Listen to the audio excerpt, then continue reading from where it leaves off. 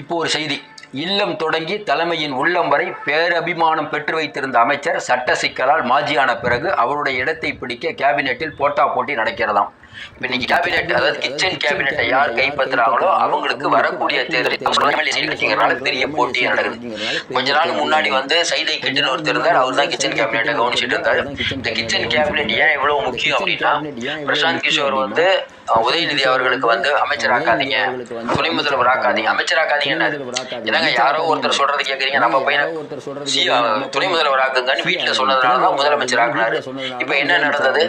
வாரிசு அவருடைய ஃப்ரெண்ட்ஸால இன்னைக்கு திமுக தடுமாறி கொண்டு நிற்கிறது. அதனாலதான் மாப்பிள்ளையை கூட்டு வந்திருக்காங்க. இந்த நேரத்துல கிச்சன் கேபினெட்டை ஏற்கனவே நிர்வகிச்சிருந்தவர் ஒரு மாஜி அமைச்சர். உங்களுக்கு யாரு தெரியும்? இப்போ 3 பேருக்குள்ள போட்டா போட்டி. யார் அது? தீப மாவட்ட அமைச்சர், ஆன்மீக அமைச்சர், இருவருக்கும் இடையே போட்டி தூள்.